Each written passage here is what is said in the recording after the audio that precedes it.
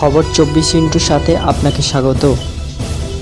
নতুন নতুন খবর জানার জন্য আমাদের চ্যানেলে চোখ রাখুন।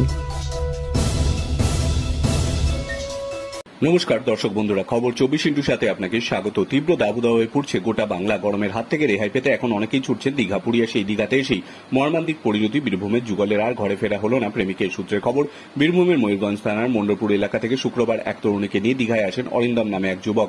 ওল্ড দীঘার একটি হোটেলে উঠেছিলেন তারা, কিন্তু শনিবার সন্ধ্যায় আচমকা প্রেমে ছন্দপতন। হোটেল থেকে ফোন আসে দীঘা মোহন থানায়। হোটেলে গিয়ে দেখে পুলিশ ঘরে সিলিং ফ্যান ঝুলছে, অরিন্দম গলায় গামছার ফাঁস। দ্রুত তাকে উদ্ধার করে দীঘা স্টেট জেনারেল হাসপাতালে নিয়ে যায় পুলিশ, কিন্তু শেষ রক্ষা হয়নি। কর্তব্যরত চিকিৎসকেরা তাকে মৃত বলে ঘোষণা করে। ইতিমধ্যেই তার দেহ ময়না তদন্তের জন্য পাঠিয়ে দেওয়া হয়েছে। প্রাথমিক তদন্তে পুলিশের অনুমান, প্রেমিকার সঙ্গে ঝামেলার কারণেই এমনটা করে থাকতে পারেন ওই যুবক। চিকিৎসাবাদ করা হচ্ছে তরুণীকে। হোটেলের কর্মীদের জিজ্ঞাসাবাদ করেছে পুলিশ, যদিও মৃত্যুর আসল কারণ নিয়ে রয়ে গিয়েছে ধোঁয়াশা। ইতিমধ্যেই বীরভূমের যুবকের বাড়িতে খবর দিয়েছে পুলিশ। খবর গিয়েছে তার সঙ্গী তরুণীর বাড়িতেও।